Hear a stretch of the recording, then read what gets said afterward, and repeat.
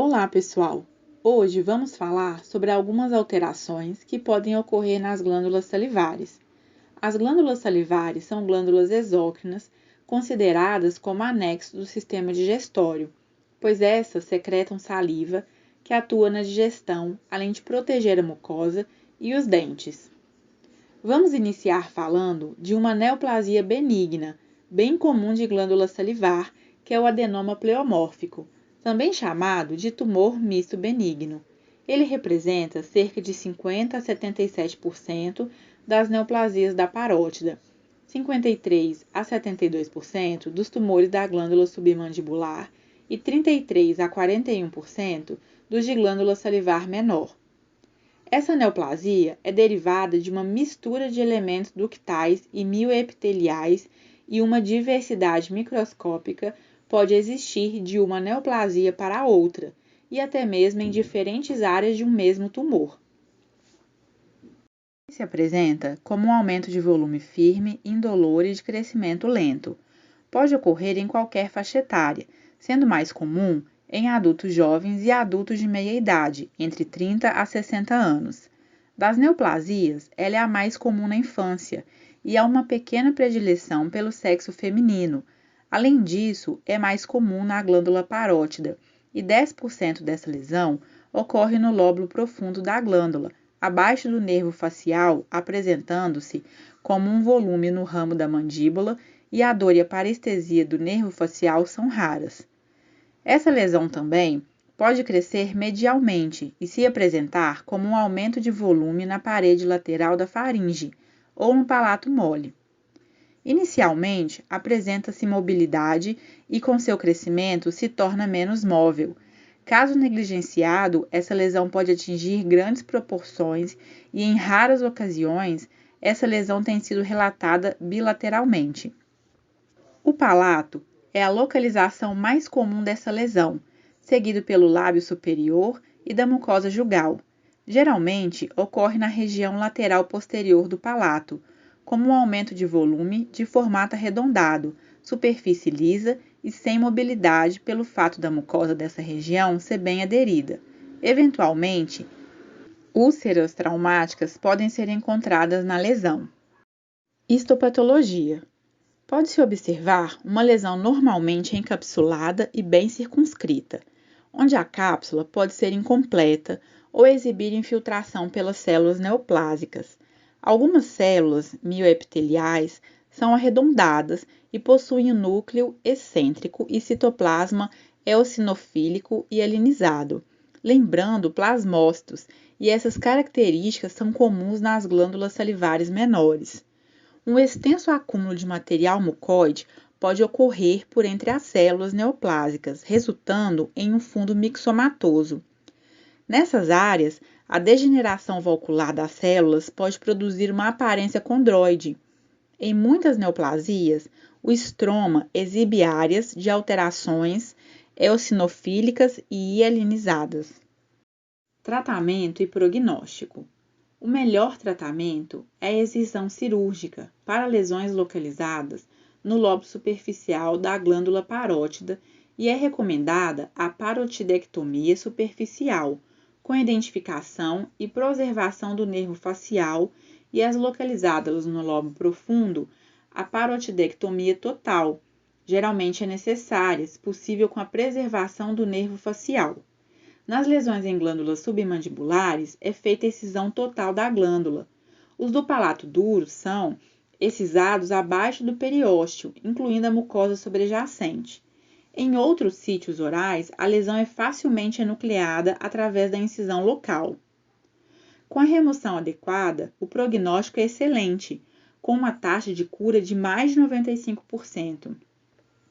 É relatado maior recorrência dos tumores predominantemente mixoide do que tumores com outros padrões microscópicos. Essa lesão pode ter transformação maligna em 3 a 4% dos casos, resultando no carcinoma hexadenoma pleomórfico, e o risco de magninização aumenta com o tempo de evolução da neoplasia. Agora vamos falar da neoplasia maligna de glândula salivar mais comum, que é o carcinoma mucoepidermoide. Ela apresenta 4 a 10% de todas as neoplasias das glândulas salivares maiores e 13 a 23% das glândulas salivares menores. A etiologia é incerta, embora a exposição à radiação possa ser um fator de risco. Ele ocorre da 2ª à 7ª década de vida, sendo raro na 1ª década de vida. Porém, é a neoplasia maligna de glândula salivar mais comum em crianças. É mais comum na glândula parótida e apresenta-se como um aumento de volume assintomático. A maioria dos pacientes percebem esse aumento de volume com 1 ano ou menos de evolução, podendo desenvolver dor e parestesia do nervo facial, geralmente associada a lesões de alto grau. As glândulas salivares menores constituem a 2ª localização preferencial, principalmente o palato. Às vezes, as lesões são flutuantes e apresentam coloração azulada ou vermelha, podendo ser confundidas clinicamente com a mucocele. Lesões intraósseas também podem ser desenvolvidas nos ossos maxilares. Histopatologia. Tradicionalmente, essas células são classificadas em 3 graus histopatológicos. É composto de uma mistura de células produtoras de muco e células epidermoides.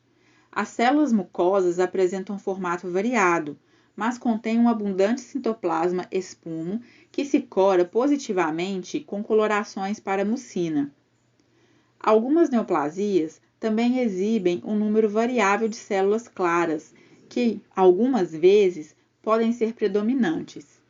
Neoplasias de baixo grau exibem proeminente formação cística, atípia celular mínima e uma proporção relativamente elevada de células mucosas. As de alto grau consistem em ilhas sólidas de células epidermoides e intermediárias, que podem demonstrar considerável pleioformismo e atividade mitótica. As neoplasias de grau intermediário exibem características que se situam entre as de baixo grau e as de alto grau. Todos os 3 principais tipos celulares estão presentes, mas o intermediário é predominante. A atípia celular pode ou não ser observada. Tratamento e prognóstico. O tratamento é determinado pela localização, grau histopatológico e estágio clínico do tumor.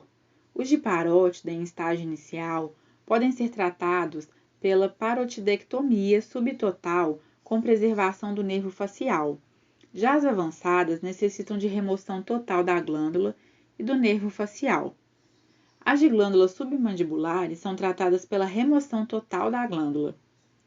Esse tumor em glândulas salivares menores são tratados com excisão cirúrgica. Para neoplasias de baixo grau, pode ser necessário somente uma pequena remoção da margem de tecido circunjacente, enquanto para as neoplasias de alto grau deve ser realizada uma ampla ressecção. Se houver envolvimento ósseo, este também deve ser excisado. A radioterapia pós-operatória pode também ser usada para os casos mais agressivos. Os prognósticos dependem do grau e do estadiamento, sendo pior para lesões de alto grau. Cerca de 90 a 98% dos pacientes são curados. O prognóstico para as neoplasias de alto grau tem uma taxa de sobrevivência de 30 a 54%. As lesões submandibulares são associadas a piores prognósticos que os de parótida e, quando presente nas glândulas salivares menores, geralmente apresentam um bom prognóstico. Entretanto, os de língua e de assoalho de boca são menos possíveis e podem apresentar um comportamento mais agressivo. Agora, vamos falar de uma condição inflamatória das glândulas salivares que é bem incomum, que é a cialomeplasia necrosante. Ela é localmente destrutiva. Embora sua causa seja incerta, acredita-se que seja resultado de uma isquemia do tecido glandular que leva ao infarto local. É importante o estudo dessa lesão, pois ela se assemelha clinicamente e microscopicamente a um processo maligno. Foram sugeridos diversos fatores potenciais, como, por exemplo, lesões traumáticas, anestesias odontológicas, próteses mal adaptadas, neoplasias adjacentes, cirurgias prévias, dentre outros fatores, mas podem também ocorrer sem nenhum fator presente. A lesão se desenvolve principalmente nas glândulas salivares do palato duro, com maior ocorrência em região posterior. Cerca de 2/3 dos casos que acometem palatos são unilaterais e 1/3 bilateral ou na linha média. Essa lesão, ocasionalmente, pode estar presente na glândula parótida. As glândulas submandibulares e sublinguais raramente são afetadas. Tem maior ocorrência em adultos, com média de 46 anos, e afeta 2 vezes mais os homens. Inicialmente, a lesão apresenta-se como um aumento de volume não ulcerado, geralmente associada a dor e parestesia. Dentro de poucas semanas, o tecido necrótico é perdido, permanecendo uma úlcera crateriforme que pode variar de menos de 1 centímetro a mais de 5 centímetros de diâmetro. Nessa etapa, a dor diminui. Histopatologia. Microscopicamente, ela é caracterizada pela necrose acinar em lesões precoces, associada à metaplasia escamosa dos ductos salivares. Embora as células acinares mucosas sejam necróticas, a arquitetura lobular das glândulas envolvidas ainda é preservada. Pode haver liberação de mucina, com uma resposta inflamatória associada. Essa lesão pode ser exuberante e produzir um padrão erroneamente diagnosticado como um carcinoma epidermoide ou um carcinoma mucoepidermoide. Tratamento e prognóstico. A biopasia geral é indicada para excluir a possibilidade de uma lesão maligna. Uma vez que o diagnóstico tenha sido estabelecido, nenhum tratamento específico é indicado ou necessário. A lesão se resolve espontaneamente, com um tempo médio de cicatrização de 5 a 6 semanas. Vamos falar também de outra lesão bem comum da mucosa oral, que é a mucocele, resultante da ruptura de um ducto de glândula salivar e o extravasamento de mucina para dentro dos tecidos mole vizinhos. Geralmente associado a um trauma local, a mucocele não é um cisto verdadeiro, já que não apresenta revestimento epitelial interno, sendo então considerado um pseudocisto. Essa lesão geralmente se apresenta como aumentos de volumes mucosos arredondados, medindo de 1 a 2 milímetros a alguns centímetros. São mais comuns em crianças e adultos jovens, mas podem ocorrer em qualquer idade, inclusive em bebês. A mucina extravasada abaixo da superfície mucosa geralmente confere uma coloração azulada à lesão, embora lesões profundas possam ser normocrômicas. A lesão é flutuante, mas pode ser firme à palpação. O tempo de evolução pode variar de poucos dias a diversos anos. Muitos pacientes relatam um aumento de volume recorrente que se rompe periodicamente e libera seu conteúdo fluido.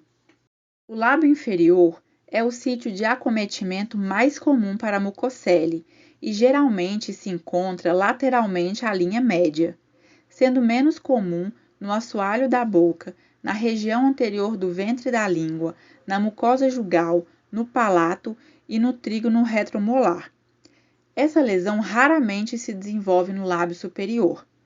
A lesão possui uma variante, a mucocele superficial, que pode se desenvolver no palato e região retromolar e ao longo da mucosa jugal posterior. Se apresentam como várias vesículas distendidas únicas ou múltiplas que medem 1 a 4 milímetros de diâmetro. As lesões geralmente se rompem, deixando úlceras rasas, dolorosas, que cicatrizam em poucos dias. Recidiva não são incomuns. Também tem sido relatada a ocorrência de mucoceles superficiais em associação a doenças liquenoides. A aparência vesicular é criada pela natureza superficial do extravasamento da mucina, que causa a separação entre epitélio e o tecido conjuntivo. Se assemelha microscopicamente com uma doença vesículo-bolhosa, especificamente o pemphigoide benigno de mucosa. Histopatologia. Ela exibe uma área de mucina extravasada, circundada por tecido de granulação reacional. A inflamação usualmente inclui numerosos macrófagos. Em alguns casos, um ducto salivar rompido pode ser identificado desembocando dentro da área. As glândulas salivares menores adjacentes geralmente contêm um infiltrado inflamatório crônico e ductos dilatados. Tratamento e prognóstico. Algumas são lesões autolimitantes que se rompem e cicatrizam sozinhas. Entretanto, muitas dessas lesões são de natureza crônica e a excisão local é necessária. Para minimizar o risco e a recorrência, o cirurgião deve remover qualquer glândula salivar menor que possa estar localizada dentro da lesão. É necessária biópsia para confirmar o diagnóstico e descartar a possibilidade de neoplasia de glândula salivar. O prognóstico é excelente, embora ocasionalmente possam recorrer necessitando ser submetidas a nova excisão cirúrgica, especialmente se as glândulas subjacentes não tiverem sido removidas. Nós vamos falar das rânulas, que nada mais é do que uma mucocele que ocorre no assoalho da boca, mas esse termo também pode ser usado para descrever cistos que ocorrem na mesma região, como, por exemplo, o cisto de ducto salivar verdadeiro e o cisto dermoide. Porém, a melhor forma de uso do termo é para mucoceles. A lesão recebe esse nome por suas características clínicas serem semelhantes ao ventre de uma rã. Ao contrário da glândula submandibular, a glândula sublingual produz um fluxo contínuo de muco, o que contribui para sua capacidade de produzir rânula após a ruptura de um de seus múltiplos ductos.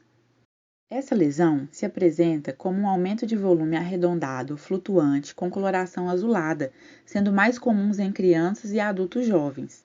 Essas lesões costumam preencher o assoalho bucal e elevar a língua, sendo maiores que mucoceles em outra região, e a localização dessa lesão, que é lateral à linha média, auxilia no diagnóstico diferencial com o cisto dermoide.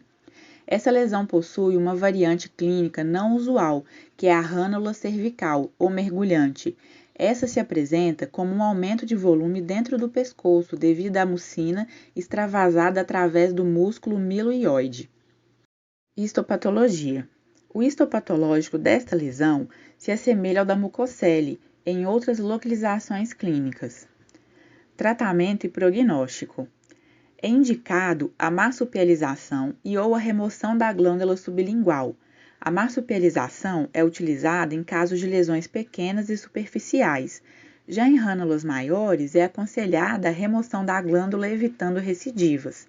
Em casos de remoção da glândula, não será necessária a dissecção do limite da lesão, mesmo em rânulas mergulhantes, e caso seja possível, a identificação da porção da glândula que originou a lesão, pode-se fazer a remoção parcial.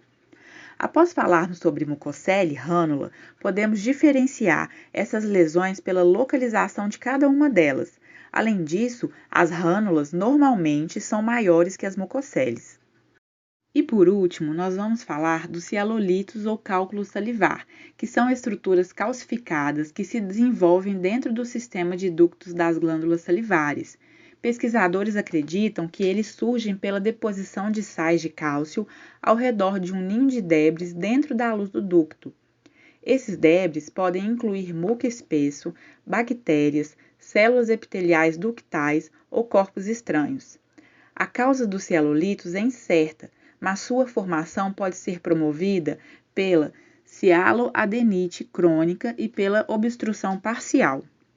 Na maioria das vezes, o cialolito se desenvolve dentro do sistema ductal da glândula submandibular, representando 80% dos casos. Ao longo tortuoso e ascendente ducto da glândula submandibular e sua secreção mucoide espessa podem ser responsáveis por sua maior tendência à formação de cálculo salivar. Os cálculos salivares podem acontecer também nas glândulas salivares menores e podem ocorrer em qualquer faixa etária, e mais comumente acometem adultos jovens de meia idade. A cialolitíase das glândulas salivares maiores frequentemente causa episódios esporádicos de dor ou de aumento de volume da glândula afetada, especialmente durante as refeições. Se o cálculo é localizado próximo à porção terminal do ducto, uma massa endurecida pode ser palpada abaixo da mucosa. Alguns cialolitos podem ser observados em radiografias oclusais, se apresentando como uma massa radiopaca. Histopatologia. Na análise macroscópica, o cialolito se apresenta como uma massa dura de formato arredondado, oval ou cilíndrico. Normalmente, apresenta coloração amarela, embora possa apresentar coloração branca ou castanho clara. Na análise microscópica, as massas calcificadas exibem laminações concêntricas que podem circundar um ninho amorfo de Debris. Caso o ducto associado também seja removido, geralmente ele irá exibir metaplasia escamosa. Tratamento e prognóstico. Pequenos cialolitos das glândulas salivares maiores podem algumas vezes ser tratados de uma forma mais conservadora, com massagens suaves na tentativa de ordenhar o cálculo em direção ao orifício de saída do ducto. Drogas que estimulam o fluxo salivar, a aplicação local de calor e o aumento da ingestão de líquido podem também promover a saída do cálculo, e os grandes cálculos necessitam de remoção cirúrgica. Caso ocorra um grande dano dentro da glândula acometida, essa também deve ser removida. E o melhor tratamento para o cialolito das glândulas salivares menores é a excição cirúrgica, incluindo a excição das glândulas associadas. A litotripsia de ondas de choque extracorpórea e a cialoendoscopia intervencional com o uso de cestas de recuperação são novas técnicas que podem ser efetivas na remoção dos cialolitos das glândulas salivares maiores. Estas técnicas são minimamente invasivas e podem excluir a necessidade de remoção da glândula salivar.